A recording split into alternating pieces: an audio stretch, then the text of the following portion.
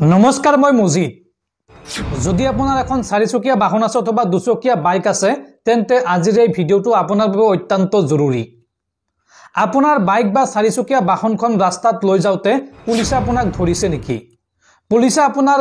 bike বা চাৰিচকীয়া গাড়ীখনৰ চালান কাটিছে নেকি যদি আপুনি এই সমস্যাৰ সন্মুখীন হৈছে তেন্তে আজিৰ এই ভিডিওটো আপোনাৰ বাবে অত্যন্ত গুৰুত্বপূৰ্ণ আপুনি এই চালানৰ পৰা ৰেহাই পাব পাৰে কিন্তু কেনেকৈ অসম চৰকাৰে এইবাৰ হাতত লৈছে এক অভিলাষী প্ৰকল্প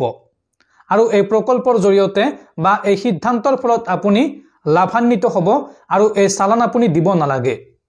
ক'ত কেনেকৈ কি কৰিব লাগিব সবিশেষ তথ্য আপোনালোকক জনাই আছো আপোনালোকে ভিডিওটোত লাইক কৰি ভিডিওটো শেয়াৰ কৰি দিয়ক আৰু যদি চেনেলটোত নতুন তেন্তে আপুনি সাবস্ক্ৰাইব কৰি ৰাখক তো বলক আমি ভালদৰে জানি লওঁ অসম চৰকাৰে কি সিদ্ধান্ত হাতত লৈছে দৰ্শকসকল আপোনালোকে কথাখিনি অলপ ভালদৰে মন কৰিব আপোনাৰ বাহনখনত লাগি থকা চালানখন নিষ্পত্তি কৰিব পাৰিব আপুনি নিম্নতম জৰিমনা আদায়ৰে মুক্ত হ'ব পাৰিব চালানৰ পৰা অতি কম সময়ত কম খৰচত আপুনি আদায় দিব পাৰিব আপোনাৰ চালান এই সন্দৰ্ভত বৃহৎ পদক্ষেপ হাতত লৈছে অসম চৰকাৰে আপোনাৰ বাহনখনত লাগি থকা চালানখন নিষ্পত্তি কৰিব পাৰিব আপুনি মুক্তি পাব 1000 টকাৰ ট্ৰেফিক চালানৰ পৰা নিম্নতম জৰিমনা আদায়ৰে মুক্ত হ'ব পাৰিব আপুনি চালানৰ পৰা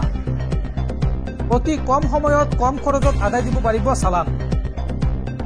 দুচকীয়া বাহনৰ হেলমেটক লৈ অহা চালানো হ'ব নিষ্পত্তি আৰু দ্ৰুতগতিত বাহন চলোৱাৰ বাবে অহা জৰিমনাও হৈ পৰিব নিম্নতম সিট বেল্ট পৰিধান নকৰাৰ বাবে অহা চালানো আদায় দিব পাৰিব কম টকা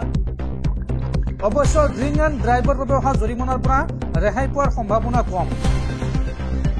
জৰিমনা হ্ৰাস পাব ট্ৰেফিক সিগনেল অমান্য কৰা সকলোৰে অহা 8 মাৰ্চত লোক আদালতত নিষ্পত্তি হ'ব পৰিশোধ নকৰা সকলো চালানো আৰু এই সন্দৰ্ভত আপোনালোকে অনলাইনত কৰিব লাগিব আবেদন nalsa.gov.in/services/legal8 ৱেবছাইটৰ জৰিয়তে কৰিব লাগিব অনলাইন আবেদন প্ৰথমে পঞ্জীয়ন কৰাৰ পিছত এপ্লাই লিগেল 8 অপচনত ক্লিক কৰিব লাগিব আপুনি আৰু তাৰ পিছত অনলাইনতে ফৰ্ম পূৰণ কৰি সাবমিট কৰিলে গ্ৰহণ হ'ব আবেদন আৰু চালান অহা জিলাতে নিষ্পত্তি হ'ব আপোনাৰ এই আবেদন দৰ্শকসকল আপোনালোকে নিশ্চয়কৈ বুজি পাইছে আপোনাৰ যিমানখিনি চালান আহিছে তাৰ পৰা নিম্নতম কিবা এটা অৰ্থাৎ ৰেহাই মূল্যত আপুনি এই কিবা এটা পইচা পৰিশোধ কৰিলে আপোনাৰ চালানটো নিষ্পত্তি কৰা হ'ব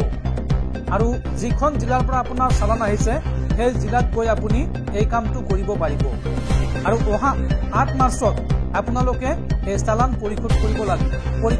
লাগিব বা